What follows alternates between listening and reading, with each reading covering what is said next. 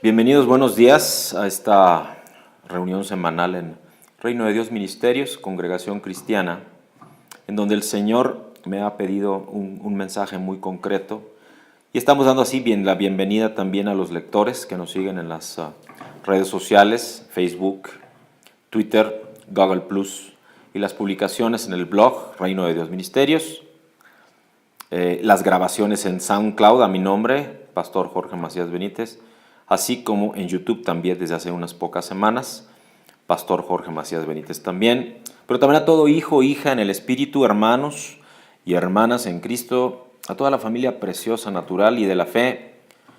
Y desde hace varias semanas el Señor me hace hincapié en esto, a todos los revolucionarios, a todos los reformadores de la fe, a todos los buscadores de esperanza, amor y verdad, como este pastor está siendo testigo en redes sociales profesionales que están verdaderamente ávidos de recibir palabra de fe, esperanza y amor. Bienvenidos todos, todo esto accesible desde nuestra página web, reinodediosministerios.org. Vamos a dar paso a esta ministración cuyo título el Señor así me pidió ponerle una carta de Dios. Su omnipresencia, una carta de Dios, su omnipresencia. Así que la visión que Dios nos va a entregar hoy, lo que nos va a ministrar hoy es la carta de Dios, una carta de Dios y un para qué o propósito que es su omnipresencia, que es un atributo de Dios mismo en esta serie, el conocimiento del Dios Santo. Vamos a entrar pues en unos minutos de oración como parte de esta bienvenida para preparar o seguir preparando en el contexto y la atmósfera que el Señor me ha pedido. Padre y Señor mío, lleva mi oración conforme a tu propósito, Señor. Transforma, Señor, nuestra visión y entendimiento. Revela, Señor, tu camino para nosotros en ese cambio, en esa metanoia de visión y entendimiento, Señor. Y establece, Padre mío, así tu territorio, primero en nuestros corazones, primero en lo espiritual, Señor, pero también luego reflejado, Padre, activado, establecido en lo natural, Padre mío, para que así, llenos de ti, con esa revelación, con ese territorio, Padre, llenes nuestro vaso, este vaso que debe ser de honra, Padre, con tu presencia y con tu Espíritu Santo, para así, Padre mío, discernir todo mensaje, pero en este particular, un mensaje de establecimiento y expansión de tu reino, Señor. Primero todo, Padre, en nuestros corazones también, pero Señor, también en nuestra alma, en nuestro pensamiento, en nuestras emociones, en nuestro corazón, en el bendito nombre de Cristo el Señor. Amén. Como parte de esta administración, de esta carta que el Señor nos quiere entregar el día de hoy para discernir este fundamento de su omnipresencia, el Señor me llevó a reflexionar al respecto de la vida de un ministro de él que tuvo en vida el nombre de W.H. Holmes y que fue un misionero en la India, contemporáneo, por cierto, de Alvin W. Tozer, que también hemos estado mencionando y reflexionando en las últimas semanas. Este misionero también fue un estudioso, un hombre erudito, un hombre muy profundo en lo espiritual, pero también muy conocedor de muchas otras, por así decirlo, ciencias de hombre. Y este hombre observaba mucho al pueblo hindú en la India. Y observaba cómo muchos de los adoradores hindúes en la religión o en esta religión no monoteísta, sino llena de dioses de los hindúes, andaban todo el tiempo tocando con los nudillos a los árboles y a las piedras. Y lo curioso es que cuando les preguntaba o cuando se acercaba a escuchar y entender por qué lo hacían, oía que susurraban, ¿estás ahí? ¿Estás ahí? Como tocándole al Dios que se supone vivía ahí. Porque así es como es la religión hindi de los hindúes. Hablando de donde Dios o hay un Dios para cada manifestación de la creación. Y entonces ellos, como adoran mucho esto y tienen una disciplina muy específica, todo el tiempo estaban buscando y entonces tocan, bueno, hasta la fecha, ¿no? Pero esto es lo que se observaba en este momento este hermano Holmes y decía que escuchaba, ¿estás ahí? Como tocándoles, le tocaban a la piedra o a los árboles. Y nosotros como hijos de Dios, como creyentes, y si tú, no, el que escuchas o lees no lo eres, pues te invito a que lo hagas. que invites a Cristo a tu corazón, pues sabemos que tenemos una respuesta a esta pregunta. Y la pregunta es, sí, Dios siempre está. Tú no tienes que ir a tocarle una piedra, por supuesto, ni a un árbol. Simplemente tienes que preguntarle, aunque tú no lo ves. Porque Él está ahí y está en todas partes. Esa es su promesa y eso está en su palabra. Pero también es nuestra fe. Porque Él es libre en el universo. Si su creación incluye el universo, y primero, por supuesto, el universo, y Él está en su creación, pues entonces está en todos lados, todo el tiempo, cercano a todos, junto a cualquiera, por medio de Jesucristo en el Espíritu Santo. Y por supuesto entonces, siempre disponible, siempre accesible a todo corazón que lo busque así en fe. De tal manera que para entrar en el tema de la omnipresencia, el Señor me lleva a esta reflexión.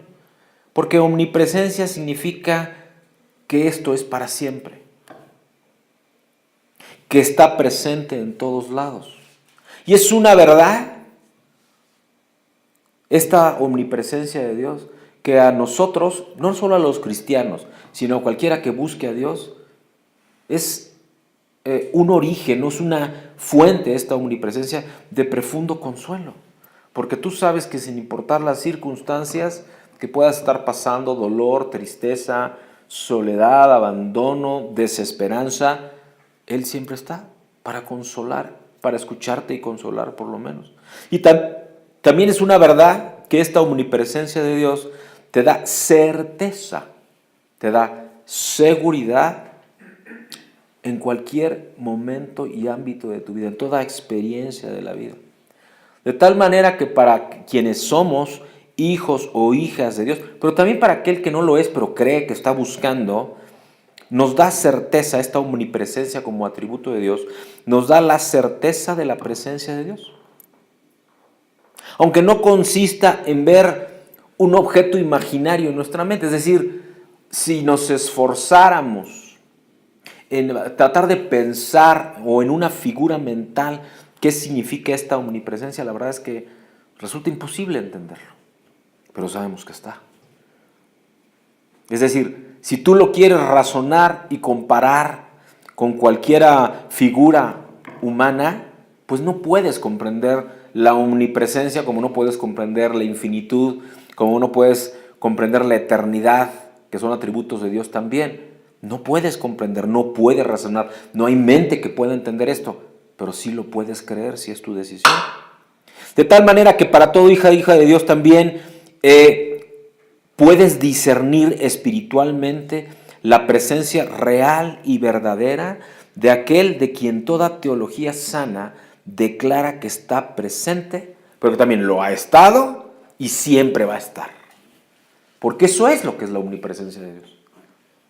Una certeza absoluta de que Dios está en todos lados, pero siempre ha estado en todos lados y va a seguir estando en todos lados. Eso es de lo que nos habla la omnipresencia de Dios. Y el resultado de esa presencia eterna, presencia absoluta, antes, a hoy y después, es la manifestación verdadera de nuestra fe, conforme a lo que nos dice Hebreos 11, 1 a 6. Es decir, Hebreos 11, versículos 1 y 6, no es más que una manifestación de esta fe en que Él está siempre. Y dice la palabra de Dios en Hebreos 11, 1, es pues la fe, la certeza de lo que se espera y la convicción de lo que no se ve.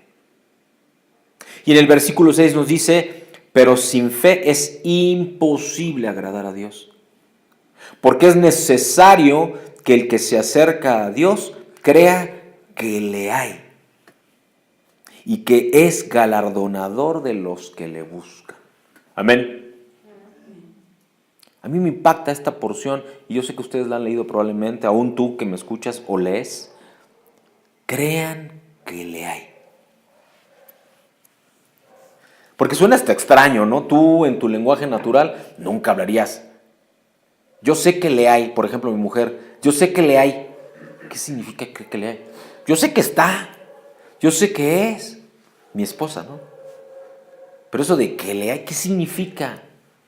Y la verdad es que Traducido así no se entiende, pero si tú te vas al original de la palabra, que por cierto está en griego, lo que te está diciendo es que está siempre, que a donde voltees lo vas a encontrar. Eso es lo que te quiere decir, en realidad. Si vamos a la Salmo 139, les pido me acompañen en sus Biblias al Salmo 139 y lo vamos a leer completo, así que por favor regálenme un amén cuando estén en el Salmo 139. ¿Oye amén? Amén, muy bien. El Salmo 139 dice la palabra de Dios: Oh Jehová, tú me has examinado y conocido. Tú has conocido mi sentarme y mi levantarme. Has entendido desde lejos mis pensamientos. Has escudriñado mi andar y mi reposo, y todos mis caminos te son conocidos. Pues aún no está la palabra en mi lengua, y he aquí, oh Jehová, tú la sabes toda. Detrás y delante me rodeaste, y sobre mí pusiste tu mano. Tal conocimiento es demasiado maravilloso para mí. Alto es, no lo puedo comprender. ¿A dónde me iré de tu espíritu y a dónde huiré de tu presencia? Si subiera a los cielos, allí estás tú. Y si en el Seol hiciere mi estrado, he aquí, allí tú estás. Si tomare las alas del alba y habitar en el extremo del mar, aún allí me guiará tu mano y me asirá tu diestra. Si dijere ciertamente, las tinieblas me encubrirán, aún la noche resplandecerá alrededor de mí. Aún las tinieblas no encubren de ti, y la noche resplandece como el día. Lo mismo te son las tinieblas que la luz, porque tú formaste mis entrañas, tú me hiciste en el vientre de mi madre. Te alabaré, porque formidables, maravillosas son tus obras. Estoy maravillado y mi alma lo sabe muy bien. No fue encubierto de ti mi cuerpo, bien que en oculto fui formado y entretejido en lo más profundo de la tierra. Mi embrión vieron tus ojos, y en tu libro estaban escritas todas aquellas cosas, que fueron luego formadas sin faltar una de ellas. Cuán preciosos me son, oh Dios, tus pensamientos, cuán grande es la suma de ellos. Si los enumero, se multiplican más que la arena. Despierto y aún estoy contigo. De cierto, oh Dios, harás morir al impío. Apartaos pues de mí, hombres sanguinarios, porque blasfemias dicen ellos contra ti. Tus enemigos toman en vano tu nombre. ¿No odio, oh Jehová, a los que te aborrecen? ¿Y me enardezco contra tus enemigos? Los aborrezco por completo, los tengo por enemigos. Examíname, oh Dios, y conoce mi corazón. Pruébame y conoce mis pensamientos, y ve si hay en mi camino de perversidad, y guíame en el camino eterno. Amén. Palabra del Señor. Y nos da en este salmo una repasada, un vistazo grande a este tema de su omnipresencia. Porque habla el salmista de conocerlo a Él internamente, de conocerlo a Él externamente, de conocerlo en toda situación. Llama la atención también que incluso habla del Seol. Si subiera a los cielos, allí estás tú, y si en el Seol hiciere mi estrado, he aquí, allí tú también estás. Versículo 8 de de Salmo 139. Yo no sé, a ti a mí me llama la atención, ¿no? Porque normalmente pensamos en Dios en lo bueno, pero no en la maldad. Porque se supone que el Seol es el infierno, el Seol quiero decir, es el infierno, y ahí solamente está Satanás y sus secuaces, ¿no? Es su morada, o es a donde van a llegar quienes pecadores no son salvos. Sin embargo, ¿qué significa que Dios es omnipresente? Viene del prefijo omni, que es un prefijo en latín que significa todo. Así que si habla de todo presente, quiere decir que Dios es omnipresente, entonces Dios está presente en todas partes, como ya hemos profundizado un poco. Y concretamente aquí en el Salmo 39, donde da un vistazo de que siempre está en todos lados, sea afuera, dentro o en toda situación. Aún en el Seol, nos dice en el versículo 8 del Salmo 139. Dios no es que Él esté así como los hindúes ven, aún en las piedras y en los árboles y en las plantas, ¿no? Esa es su creación. Pero a donde tú voltees, Él fluye, tal cual lo dice en Apocalipsis 1, en donde aún en la oscuridad el Espíritu de Dios, que es parte de Dios mismo y es Dios mismo, fluía sobre las aguas. Pero el verbo aún no activaba y hasta el versículo 2 dice, y hágase la luz, y la luz se hizo. No olvidemos este diseño de Dios. Él está presente en todas partes y en todos los tiempos. Y como compartíamos en el panteísmo, que sí habla que es parte del hinduismo, el hinduismo es panteísta, en donde dice que Dios es parte de todo, ¿no? Recientemente hubo o ha habido una corriente también, ¿no?, entre filosófica y religiosa que habla de que Dios es todo y todas las cosas, el Gaia, ¿no? No sé si han oído de esto, ¿no? Que es ahorita se me olvidó el nombre, pero hasta hubo El Secreto, le llamaban al video este, ¿no? No me acuerdo cómo se llama la corriente esta, filosófica o religiosa, ¿no? Y curiosamente es que hablan del Gaia y no tienen ni idea de dónde viene, pero si leyeran un poco más sabrían que hay un autor que se llamó en vida Isaac Asimov, que fue el que creó el concepto del Gaia. Porque cuando tú ves Fundación, que es el primer libro de la trilogía Fundación de Isaac Asimov, y que habla de una visión de la humanidad preapocalíptica, en donde como ya acabaron con el planeta tienen que crear o usan tecnología creada por el hombre para viajar a casi la velocidad de la luz hacia otro planeta en donde puedan vivir porque ya se acabaron el planeta Tierra. Y entonces llegan a un planeta, ve tú a saber qué, donde el planeta tenía vida, ¿no? Y tenía vida porque cada una de las partes del planeta eran parte de un todo, y ese todo era parte de un creador, ¿no? Así lo plantea Isaac Asimov, ¿no? Y entonces el planeta se quejaba y hablaba porque estaban llegando gente que no eran como ellos. No sé si me estoy explicando con lo que estoy diciendo. Eso es el panteísmo. Y el Gaia ese que ahora usan en esta filosofía o religión del secreto, pues es eso. Es una idea filosófica, no tiene nada que ver con la verdadera fe. Y en términos de doctrina y creencia, dice que este panteísmo, que cuando existe participa de la naturaleza divina, porque Dios es parte misma del mundo. Es decir, tú y yo somos divinos aún sin Dios, solo por ser creación de Dios. Eso es lo que dice este panteísmo, este concepto que también habló Isaac Asimov en aquellas trilogía de libros. Fundación, que por todo les recomiendo que lean, es bastante interesante, ¿eh? Aprende uno muchas cosas de la forma de pensar de los hombres. Y en este ejemplo mismo, en el panteísmo, dice, en el panteísmo está presente de muchas maneras en el pensamiento hindú. Es decir, si tú quieres entender cómo piensan los hindúes tradicionales en su religión, piensan así.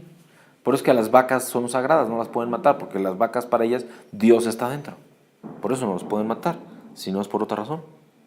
Ahora, continuando en esta reflexión del por qué Dios es omnipresente, ¿cuál es la manera en que Dios está presente? Ya viéndolo de un punto de vista más razonado, por decirlo de esta manera, más en manera de lenguaje a semejanza. Porque Dios está en todo tiempo y en todo espacio. En todo tiempo y en todo espacio. Es decir, sobrepasa cualquier cosa que nosotros siquiera podamos imaginar. Porque el hombre por naturaleza no puede estar en todo tiempo y en todo espacio. Entonces es antinatural del propio pensamiento del hombre. Porque Dios sí está en todo tiempo y en todo espacio. Por lo tanto, no está limitado a ningún tiempo y espacio. Y el hombre sí estamos limitados a un tiempo y un espacio en concreto. Nosotros tenemos un inicio de recta de vida y un fin de recta de vida. Y también no tenemos un ámbito de acción. No podemos estar en todos lugares, ¿no? Y aunque viajemos mucho, nunca vamos a estar al mismo tiempo en todos lugares, cosa que Dios sí hace. Porque entonces Dios está en todas partes, en todo momento, en cualquier parte y en cualquier momento. Presente, pasado y futuro, por cierto, no nomás en el presente. No hay molécula o partícula atómica que sea tan pequeña en la que Dios no esté presente, pero no dentro de la partícula, no, como parte de su creación misma. Es consecuencia de su presencia. No existe ninguna galaxia, ningún lugar en el universo que no es, en donde Dios no esté presente. Y eso sobrepasa cualquier cosa que podamos pensar. Porque no hay ningún humano que esté en cualquier parte de la galaxia, en cualquier momento. Y Dios sí lo está, solo porque es su creación. Y en todo eso hay una paradoja, ¿sabes? En la omnipresencia de Dios. Porque la omnipresencia de Dios tiene por lo menos esta paradoja que les quiero compartir. Y es justo la que hace referencia en el Salmo 139, versículo 8, que es la presencia de Dios en el mismo infierno. Porque ese lugar, el Seol, es al lugar que son enviados los malvados, los malos. Y en ese lugar los malos sufren la ilimitada e incesante furia de Dios a causa de su pecado. Y sin embargo dice con toda claridad en el versículo 8 del Salmo 139 que Dios también está ahí.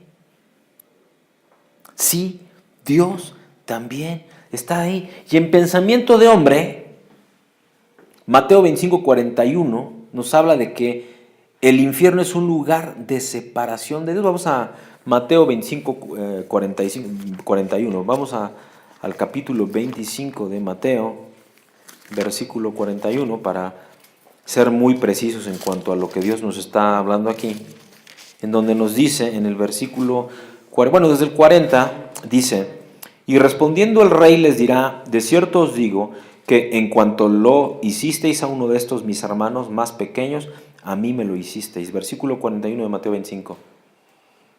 Entonces dirá también a los de la izquierda, apartaos de mí, malditos, al fuego eterno preparado para el diablo y sus ángeles. Donde dice claramente, ese lugar es para Satanás y sus ángeles, pero también para los que en pecado mueren. En pecado en el sentido de sin creer en Dios, sin haber manifestado a Cristo como Señor y Salvador.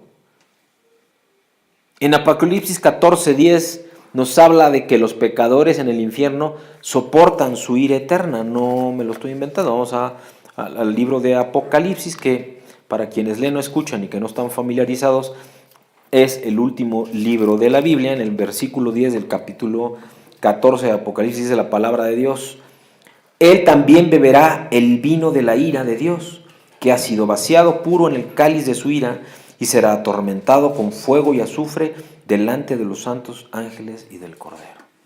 Palabra de Dios.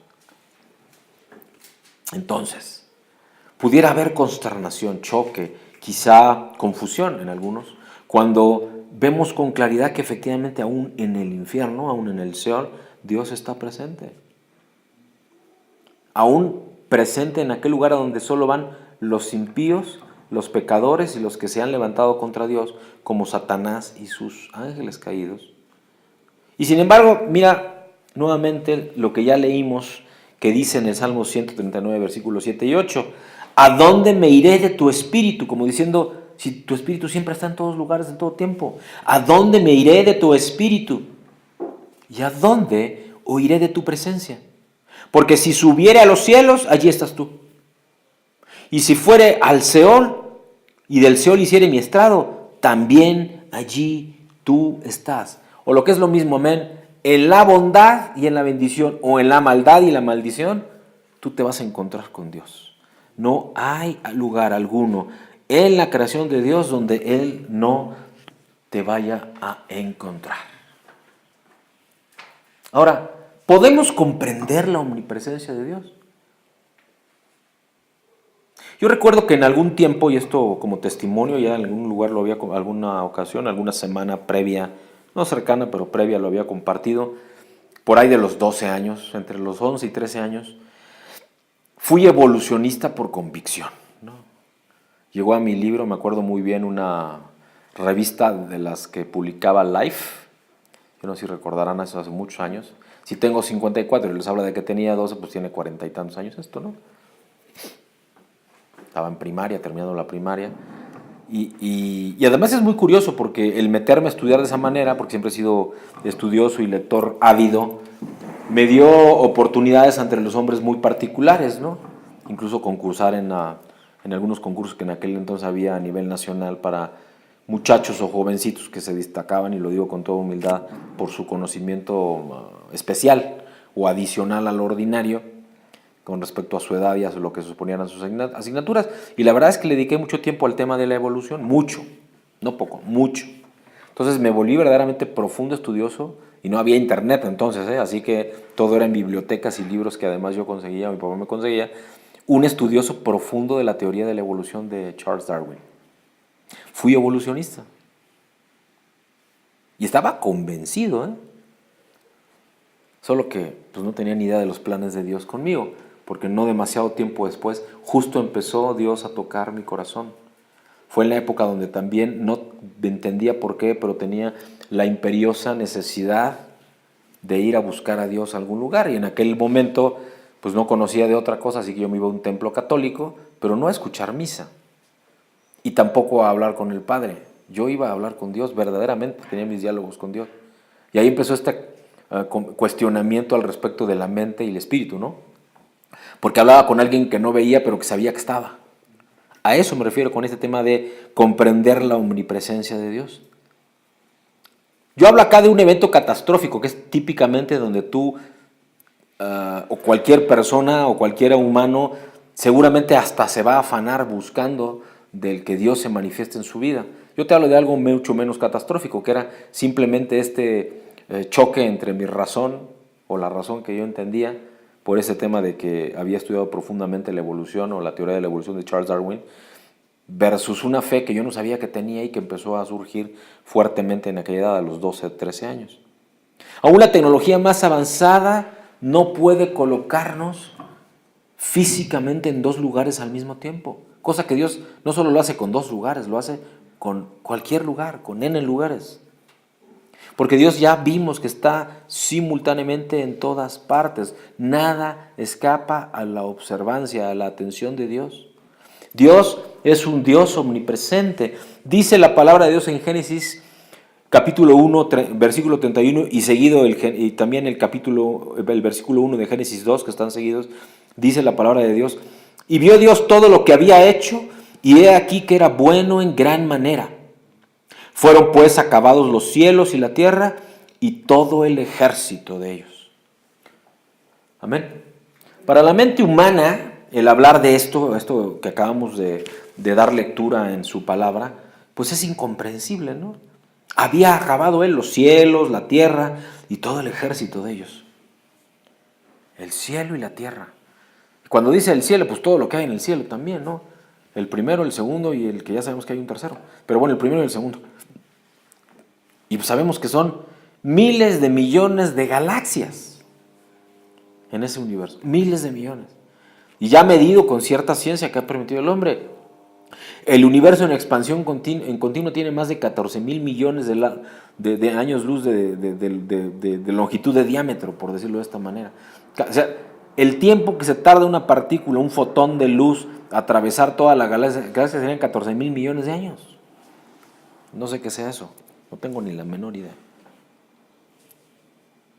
Porque somos finitos, ¿no? Y si bien nos va en promedio, mujeres viven más que los hombres, 78 años en este país, y los hombres como 74, 75 años en promedio. Y aquí hablamos de miles de millones, de 14,000 millones de años, ¿quién sabe qué es eso? Escapa al entendimiento de cualquier mente humana, porque tenemos que reconocer que la mente humana, para entender, primero, si habláramos de presencia, si habláramos de estar en algún lugar, clasifica todo hecho, clasifica todo acto realizado en la historia del hombre en un orden estrictamente cronológico, para entender primero en qué momento de la historia, en qué momento de la línea del tiempo se presentó o pasó algo. Para poder además entender si fue antes de o después de algo que conozcamos, tener referencias del pasado, el presente y el futuro de ese hecho.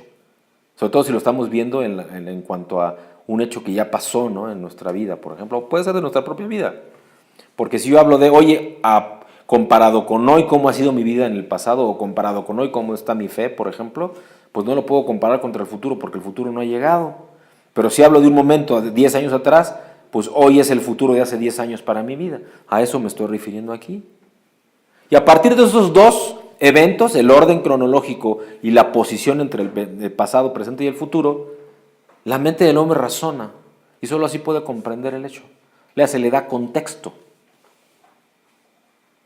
Y eso ya es una restricción.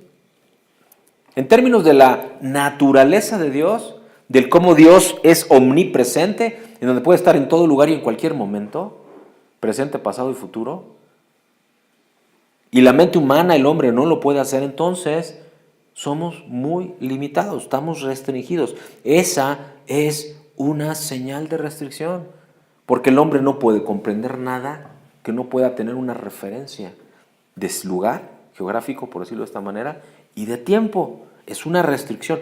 Eso es una señal de restricción. Por eso es que es asombroso pensar en Génesis 1, versículo 31 y Génesis 2, versículo 1, cuando habla de ya acabé los cielos y la tierra. ¿Qué es eso? No podemos ni entender de qué se trata cuando el Señor habla de esta manera. Ahora, si hablásemos de esta restricción del hombre, ¿a qué se refiere? Porque Dios, que es eterno, no está restringido ni por el tiempo ni por la ubicación física. Como gobernante sobre todo el pasado, el presente y el futuro de la humanidad, Dios siempre proclama esto. Yo soy el alfa y la omega, el principio y el fin, el que es y que era y que ha de venir, el todopoderoso. Amén. Y eso lo dice una y otra vez, sobre todo en el Apocalipsis, en el capítulo 1, en el capítulo 21 y en el capítulo 22. Yo soy el alfa y la omega, el principio y el fin, el primero y el último, el que es y que era y que ha de venir, el todopoderoso. Claramente, amén, autodeclarando que Él siempre está, siempre estuvo y siempre estará. Y que Él es el principio y el fin, el primero y el último, por eso dice el alfa y la omega. Y eso sobrepasa, porque estuvo desde el principio de los tiempos, cuando se empezó a entender el tiempo, porque Él creó eso también. Era un eterno presente, y sigue siendo para Él un eterno presente, aunque nosotros no entendamos eso. Porque Él gobierna simultáneamente por encima de toda la historia, más allá de cualquier limitación física del hombre. ¿Dónde estaba Dios? ¿Dónde está Dios en tu vida? Y los quiero llevar, el Señor me pidió llevarlos a esta historia, a esta reflexión, para lo cual les pido que tengan mucha atención en lo que vamos a compartir aquí. Y la reflexión dice así: Susi saltó de su asiento cuando vio salir al cirujano. ¿Cómo está mi pequeño?, le preguntó. ¿Va a ponerse bien? ¿Cuándo lo podré ver?, le preguntó. El cirujano respondió: lo siento, hicimos todo lo que estuvo a nuestro alcance. Consternada, Susi exclamó: ¿por qué? ¿Por qué los niños se enferman de cáncer? ¿Es que acaso Dios se olvidó de mi hijo? Mi pequeño Jimmy. Dios, ¿dónde estás? Justo cuando más te necesitaba, Señor. ¿Dónde estás, Señor? Y el cirujano agregó: una de las enfermeras saldrá en un momento para dejarte pasar unos minutos con tu hijo antes de que sea llevado al centro de trasplantes. Susi pidió a la enfermera que le acompañara mientras se despedía de su hijo. Recorrió con su mano su cabello rojizo mientras lloraba. ¿Dónde estás, Señor? La enfermera le preguntó si quería conservar uno de los rizos de su pequeño. Susi asintió. La enfermera cortó el rizo, lo colocó en una bolsita de plástico y se la dio. Fue idea de Jimmy donar su cuerpo, dijo Susi. Él sabía que podría ayudar a alguien más. Eso es lo que él deseaba. Yo al principio me negué, pero él me dijo: mami, no lo usaré después de que me muera. Tal vez ayudará a que un niñito disfrute de un día más junto a su mamá. Mi Jimmy tenía un corazón de oro. Siempre pensaba en los demás y deseaba ayudarlos como pudiera. Susie salió del hospital infantil por última vez. Había permanecido ahí la mayor parte de los últimos 6 meses. Colocó la maleta con las pertenencias de Jimmy en el asiento del auto junto a ella. Fue difícil emprender el regreso a casa y más aún entrar a una casa vacía. Llevó la maleta a la habitación de Jimmy y colocó los autos miniatura y todas sus cosas justo como él siempre las tenía. Se acostó en la cama y lloró hasta quedarse dormida, abrazando la pequeña almohada de Jimmy. Despertó cerca de la medianoche y junto a ella había una hoja de papel doblada. Era una carta que decía: querida mami, sé que vas a echarme de menos, pero no pienses que te olvidaré. No dejaré de amarte solo porque ya no estoy ahí para decirte que te amo. Pensaré en ti cada día y cada día te amaré aún más. Algún día nos volveremos a ver, mamá. Si deseas adoptar a un niño para que no estés tan solita, podrás estar en mi habitación y podrá jugar con todas mis cosas. Si decides que sea una niña, probablemente no le gustarán las mismas cosas que a los niños y tendrás que comprarle muñecas y cosas de niña. No te pongas triste, mamá. Cuando pienses en mí, fíjate que este lugar donde estoy ahora es maravilloso, es grandioso. Los abuelos ya vinieron a verme. Me recibieron, de hecho, cuando llegué. Es tan hermoso todo lo que hay aquí que tomará algo de tiempo verlo todo, pero tendré la eternidad para hacerlo. Los ángeles son muy amistosos y me encanta verlos volar. ¿Sabes, mamá? Jesús no se parece a todas las imágenes que vi de él, pero supe que era él tan pronto lo vi. Jesús me llevó a ver a Dios el Padre. ¿Y qué crees, mamá? Me senté en su regazo, me abrazó y le hablé como si yo fuera alguien importante. Le dije a Dios que quería escribirte una carta para despedirme, aunque sabía que no estaba permitido, y Dios me dio papel y su pluma personal para escribirle esta carta. Creo que el ángel que te llevó la carta se llama Gabriel. Dios me dijo que te respondiera a la pregunta que le hiciste en medio del dolor. ¿Dónde estabas, Dios, cuando más te necesitaba mi hijo? Y Dios me dijo: yo estaba en el mismo lugar cuando Jesús, mi amado hijo, estaba muriendo en la cruz. Ahí estaba yo. ¿Sabes, mami? Esta noche estaré a la mesa con Jesús para la cena. Sé que será fabulosa. Y casi olvido decirte, ma, ya no tengo dolor. El cáncer se ha ido. Me alegra, pues, ya no podía resistir tanto dolor. Y Dios no podía resistir verme sufrir de ese modo. Así que decidió traerme con Él.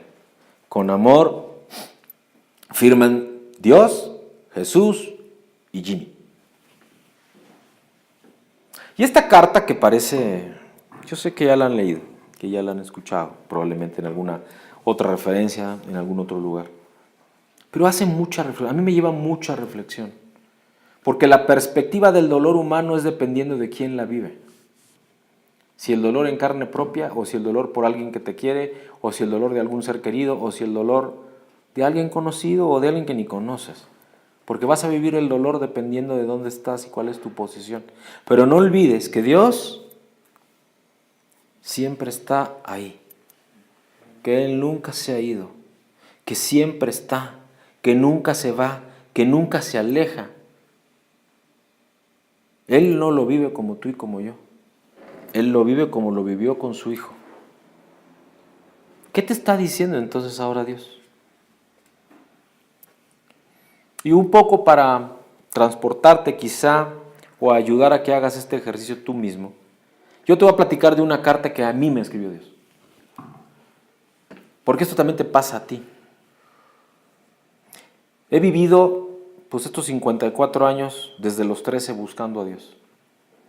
Y buscando porque aunque en lo personal me fui desde niño muy estudioso, muy profundo en mis pensamientos, y lo digo con humildad, y que buscaba en todo tiempo referencias de hombre y andaba buscando libros por todos lados. Y fue cuando llegó a mí aquella revista del Life, de la teoría de la evolución de Charles Darwin, que me metió, o que fue digamos, el motivo o el motor para meterme de cabeza en los libros. A la vuelta de estos 40 y pico de años, pues he encontrado que había un propósito de Dios aún en ello. Que esa curiosidad intelectual me llevó a una reflexión que durante muchos años solo lo veía así, como una curiosidad intelectual, cuando en realidad había un propósito de Dios claro en todo ello. No les voy a platicar de los siguientes 30 años, ¿no? Eso no tiene ni sentido. Solo tienen que saber que anduve en el mundo y que si hubiera olimpiadas del pecado yo me la llevaba, ¿no? La de oro. Verdaderamente se los digo. Y aún así Dios me cuidó. Pero me refería a algunos pocos años y que tienen que ver con una de esas cartas que Dios me escribió varias. Les voy a hacer referencia a una que tengo muy clara y que me mandó en el año 2008, que para mí fue un año de visitación. Fue un año de propósito ministerial. Fue un año en donde mi esposo y yo éramos ministros o pastores de evangelismo en una congregación. Y me dio esta palabra. Yo ya buscaba, no me conformaba. Como siempre, he sido un reformador rebelde que no se conforma con lo que el hombre dice y que busco algo más. Y buscaba de Dios ya claramente entonces. Y Dios me habló por medio de esta palabra en Ezequiel 3, versículos 16 al 21, cuando me mandó esta primera porción de la carta, en donde me dijo: después de los 7 días vino a mí la palabra del Señor: hijo de hombre, te he puesto por centinela de la casa de Israel. Cuando oigas la palabra de mi boca, adviérteles de mi parte. Cuando yo diga al impío, ciertamente morirás, si no le adviertes, si no hablas para advertir al impío de su mal camino, a fin de que viva ese impío, morirá por su iniquidad. Pero yo demandaré su sangre de tu mano. Pero si tú has advertido al impío y éste no se aparta de su impiedad ni de su camino impío, él morirá por su iniquidad, pero tú habrás salvado tu vida. Y cuando un justo se desvíe de su justicia y cometa iniquidad, yo pondré un obstáculo delante de él y morirá. Porque tú no le advertiste, él morirá por su pecado, y las obras de justicia que había hecho no serán recordadas. Pero yo demandaré su sangre de tu mano. Sin embargo, si tú has advertido al justo de que el justo no debe pecar y él no peca, ciertamente vivirá porque aceptó la advertencia y tú habrás salvado tu vida. Palabra de Dios. Y leída así, y te podría decir hasta razonada mentalmente, y si me apuras, escudriñada hermenéuticamente, homiléticamente, escatológicamente, teológicamente, todo lo cual, por supuesto, en aquel momento no conocía, y les voy a dar testimonio también como parte, porque me mandó varias cartas en esta serie, en este tiempo. Esta fue la primera. Y no crean que me dijo, ¡ay, léelo acá! Y no, me habló, claro. Me habló Dios y me dijo, esto es lo que quiero para ti. Pero para alguien que estaba caminando, incluso ya como responsable, por decirlo de esta manera, o como ministros de evangelismo, fue una palabra durísima, porque yo ya era hijo de Dios, estaba comprometido con la obra y además estaba sirviendo, rescatando almas. Y entonces me llega esto y digo, Señor, ¿pero cómo? ¿Cómo me dices que me vas a dar? Porque lo que me estás diciendo es, te voy a dejar ver cosas y vas a tener que hablar mi palabra, y es para que les adviertas, para que no vivan más impíamente. Y quiero que sepas que no me lo dijo para los que no eran hijas de Dios, me lo dijo para quienes ya lo eran.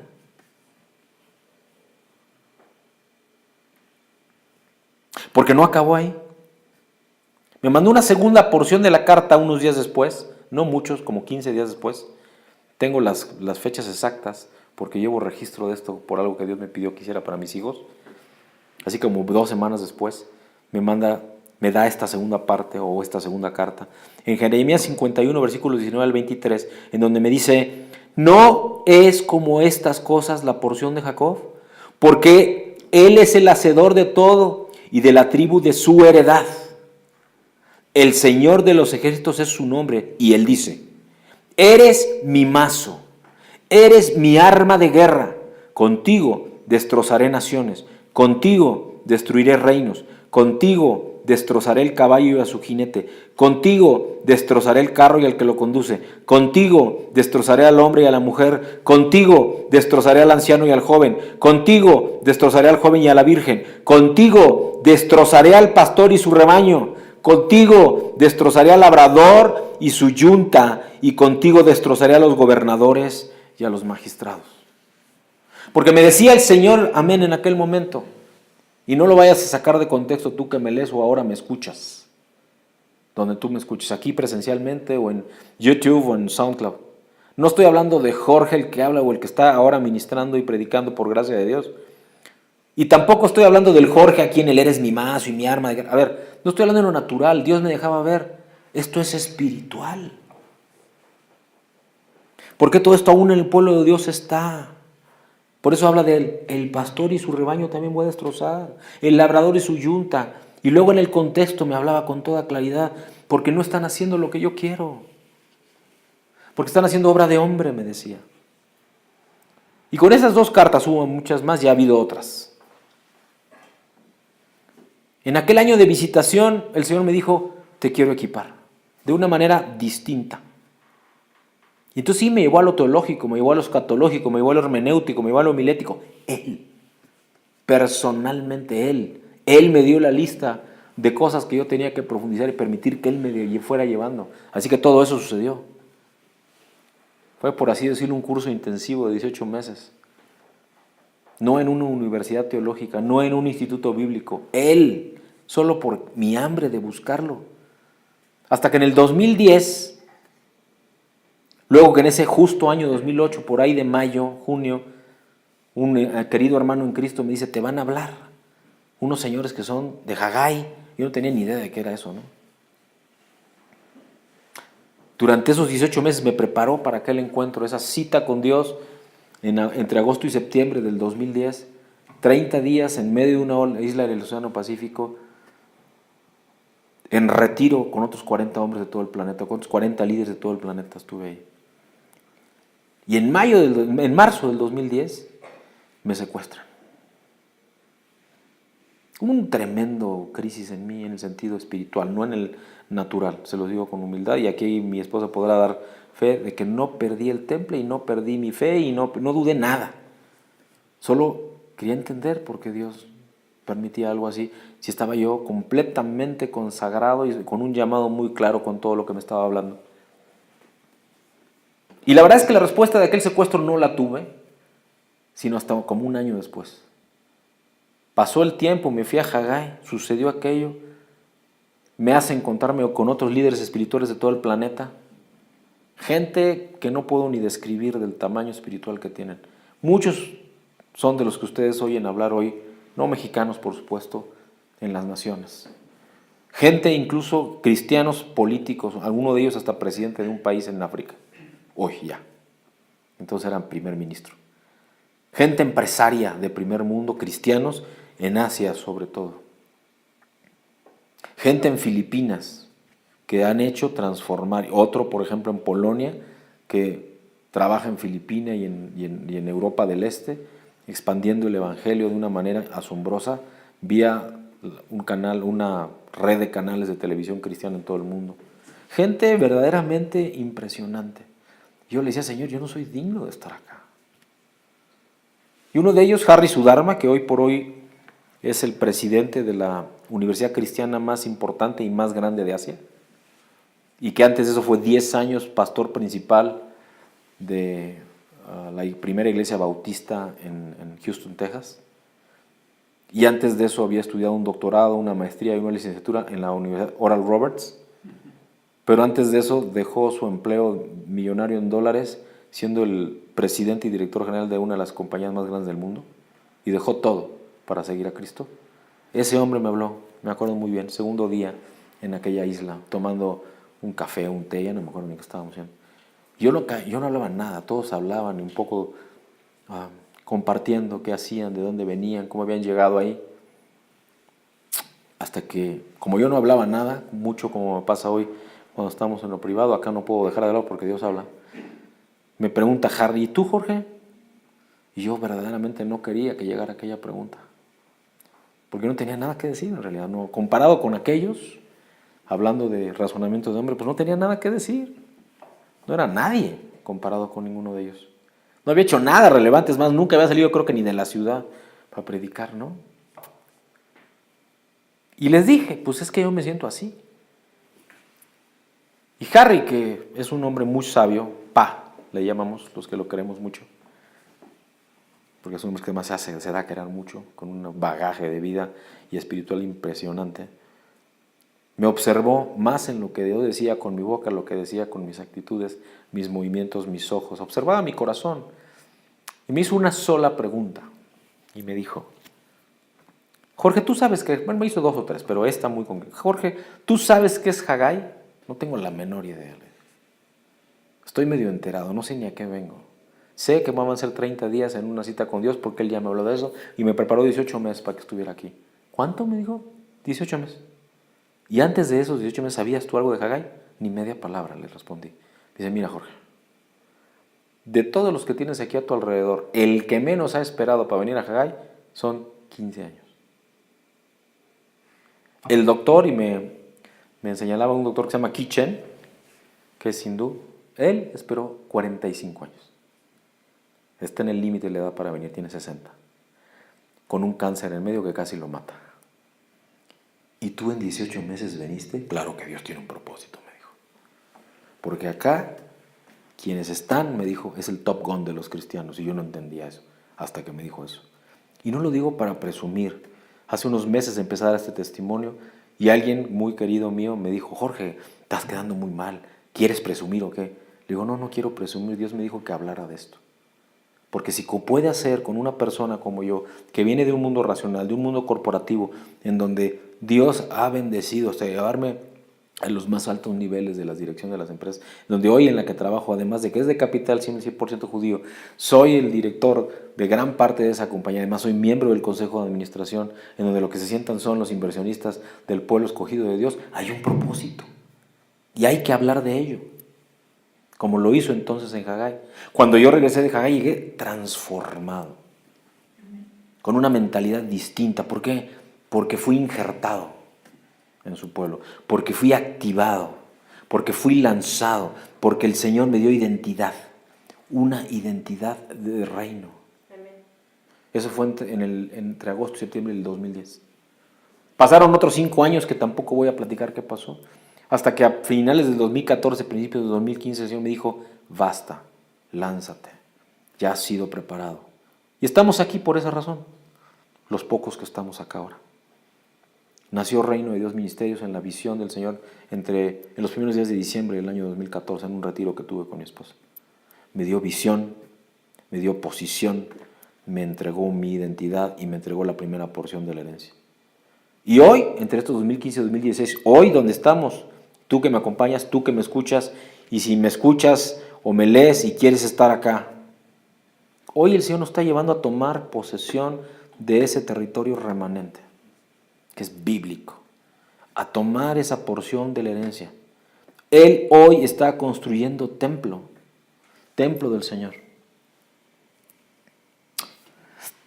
Yo sé que es difícil pensar, y este breve testimonio en estas cartas que Dios me entregó, y lo hago porque el Señor me lo instruye, porque a ti también te ha entregado cartas, solo que quizá no lo has advertido, quizá no has sido sensible a las señales de Dios, pero Dios te está invitando a que tú reflexiones, a que tú también vayas en lo íntimo y de rodillas delante de Dios para pensar en qué tú, Señor, me has hablado, en qué tú, Señor, me has entregado cartas que yo ni siquiera he visto.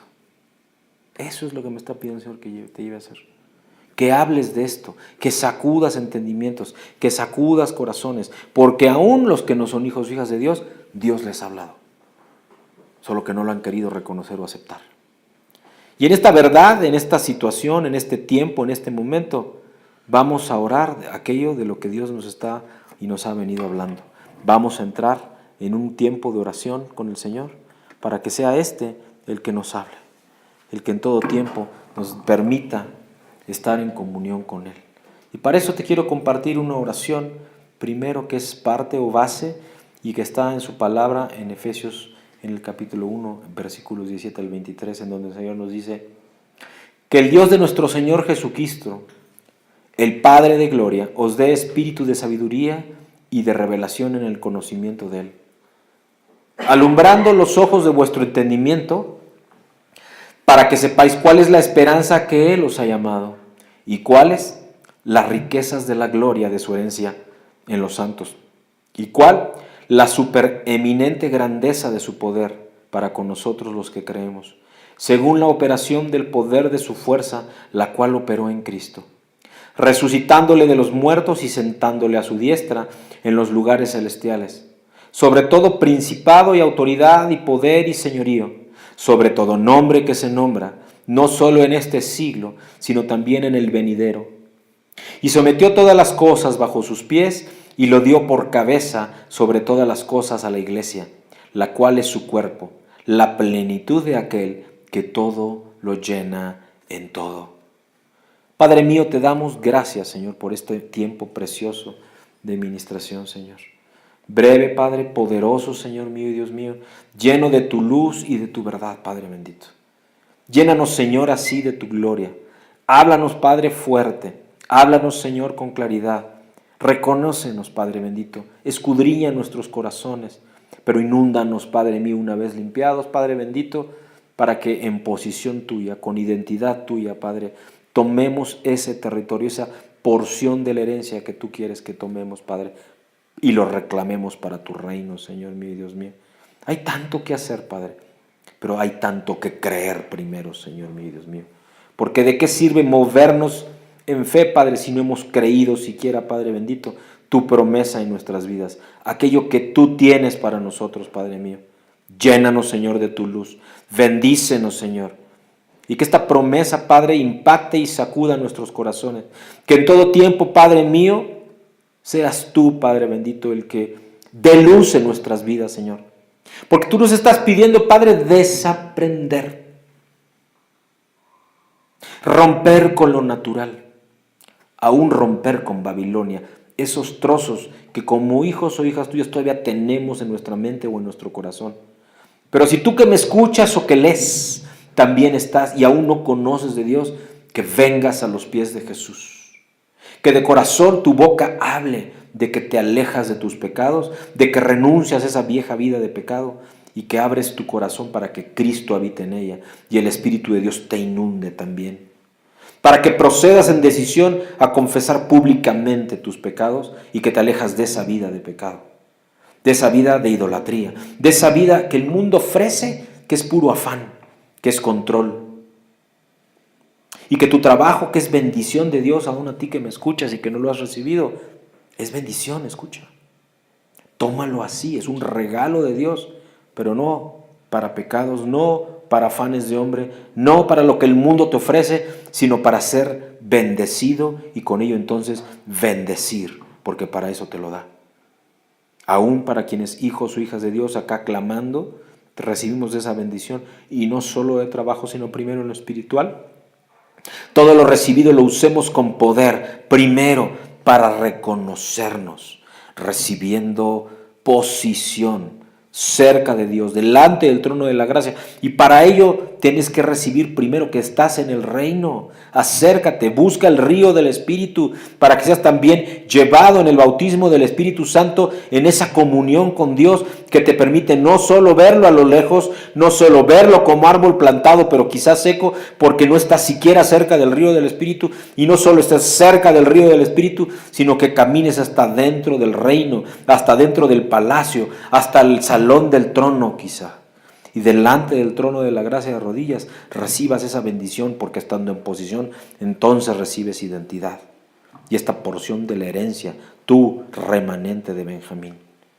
Padre mío, gracias porque nos das esta claridad, y a ti que me escuchas, en el nombre de Jesús, me dice el Señor y te hablo en su nombre. Recibe palabra profética, tu corazón no queda igual, tu corazón es sacudido. Tus carnes son cortadas y todo eso que ha estado endurecido y ahora putrefacto es circuncidado en ese corazón para que sea cambiada conforme a la voluntad de Dios. Y te muevas en fe y creas y busques su verdad y te reúnas y te congregues, pero no en cualquier congregación, sino en una en donde se hable su verdad, se hable del Rey, se hable del reino y se hable de su persona, el Padre, el Hijo, nuestro Señor y su Espíritu Santo manifestándose con poder en tu vida. Eso es lo que clama mi corazón, pero eso es lo que me pide Dios, que te bendiga.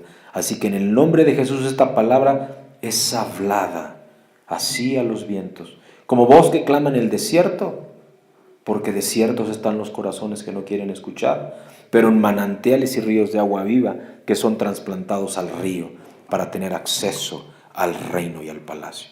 En el bendito nombre de Jesús lo creo y lo hablo. Amén.